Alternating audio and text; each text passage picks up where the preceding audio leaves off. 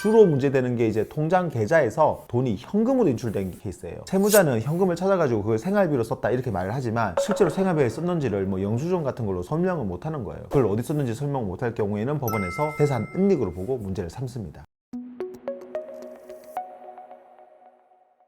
새로운 도약을 꿈꿉니다. 기사회생TV 김민수 변호사입니다. 개인회생 준비하는 분들이 가장 신경을 쓰는 게 변제금을 최대한 적게 내면서 회생 통과되는 건데요. 이 목적을 무난히 달성하려면 절대로 해서는 안 되는 행동 4가지가 있습니다. 이거는 법원에서 거의 무조건 나오는 3가지 보전공고 문구에 적혀있는 내용이기도 합니다. 필수보정 3종인 세금대출 내역, 그리고 계좌 입출금 내역, 마지막으로 신용카드 사용 내역 소명에 대해서는 제가 다른 영상에서 소개해드린 적도 있는데요. 법원은 이 필수보정 3가지를 비롯해서 또 다른 보정들을 통해서도 채무자에게 오늘 말씀드리는 이 4가지 문제가 얼마나 있는지를 확인을 하고 그만큼을 청산가치에 반영을 하라고 합니다. 그래서 오늘은 최소한의 변제금으로 회생을 통과하고 싶으면 절대로 해서는 안 되는 행동 4가지가 무엇이고 여기에 해당돼 가지고 청산가치가 올라갔을 때 이걸 최대한 줄이는 방법은 또 없는지 말씀드리도록 하겠습니다.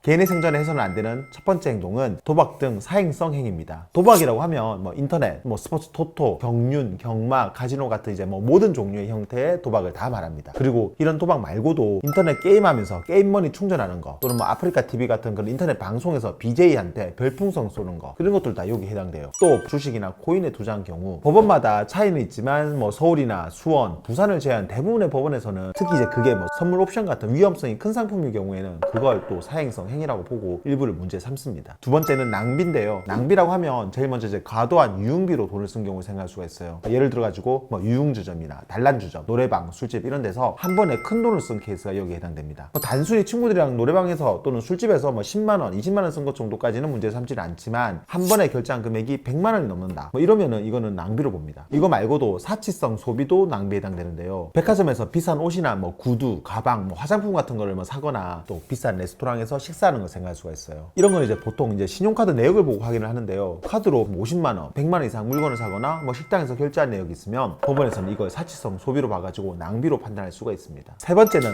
부인 대상 행위인데요. 이게 뭐냐면 법원에서는 특정 행동들에 대해서는 채권자들한테 피해를 주는 걸로 봐가지고 인정을 안 해준다는 거예요. 그 대표적인 게 친인척이나 지인들한테 부동산, 돈을 증여하는 게 여기에 해당됩니다. 이거 말고도 보험 계약자를 바꾸는 것도 보험 해약 환급금이라는 돈을 증여하는 걸로 봐가지고 문제가 돼요. 그리고 또 내 상속 지분을 다른 가족들한테 넘기는 경우도 이걸 상속 포기 형식으로 하는 거는 괜찮지만 상속 재산 협의 분할 형식으로 하면은 내 재산을 다른 사람한테 증여한 걸로 봐가지고 부인 대상 행위로 봅니다. 또 배우자랑 이혼할 때 재산 분할하면서 내 지분 거의 대부분 또는 전부를 배우자한테 넘기게 되면 이것도 경우에 따라서는 부인 대상 행위로 보기도 합니다. 이거 말고도 실무에서 부인 대상 행위로 가장 많이 문제가 되는 거는 특정 채권자, 특히 개인한테 편파 변제하는 경우인데요. 편파 변제가 뭐냐면 돈이 부족해서 모든 빚을 다 갚을 수는 없는 상황에서 특정 한두 채권자에게만 빚을 갚는 거예요. 이 경우도 법원은 특히 개인 채권자들한테 변제한 경우에는 문제를 삼는데요. 개인한테 돈을 이체하기만 하면 그 이유를 불문하고 무조건 안 된다고 하는 법원도 있고, 실제로 기존에 빌린 돈을 갚느라고 이체한 거라면 아예 문제를 삼지 않거나 아니면은 적어도 그런 사정을 참작해가지고 일부만 청산가치에 반영하라는 법원도 있습니다. 특히 급히 쓸 때가 있어가지고 지인한테 잠깐 빌렸다가 갚는 경우처럼 지인한테서 기간과 용도를 특정해가지고 빌린 경우에는 편파 변제가 아니라는 판례도 있어가지고 여기에 해당되면 청산가치 문제를 비껴갈 수도 있어요. 그리고 마지막으로 소명되지 않은 돈이 있는 경우인데요. 이게 무슨 말이냐, 쉽게 이야기해가지고 내가 어디에 썼는지를 설명을 제대로 못하는 경우를 말합니다. 주로 문제되는 게 이제 통장 계좌에서 돈이 현금으로 인출된 케이스예요. 채무자는 현금을 찾아가지고 그걸 생활비로 썼다 이렇게 말을 하지만 실제로 생활비에 썼는지를 영수증 같은 걸로 설명을 못하는 거예요. 이게 소액이면 그냥 넘어가기도 하는데 한 번 출금된 돈이 100만 원 이상이다, 또는 소액이라도 계속 출금 횟수가 많아가지고 자주 있다, 이러면은 그걸 어디 썼는지 설명 못할 경우에는 법원에서 재산 은닉으로 보고 문제를 삼습니다. 이렇게 도박이나 낭비, 부인 대상 행위 또는 은닉에 해당을 하면 전부 다 청산가치에 반영이 됩니다. 청산가치에 반영된다는 의미는 현재 채무자 수중에 그만큼의 돈이 없더라도 채무자한테 그만큼의 재산이 있는 것처럼 취급한다는 거예요. 회생에서는 청산가치 보장의 원칙 때문에 이렇게 청산가치가 올라가면 총 변제금을 최소한 그 청산가치 이상은 내야 되는데요. 결국 이렇게 청산가치가 많아지면 많아질수록 변제금이 올라갈 가능성이 높아지게 되는 거죠.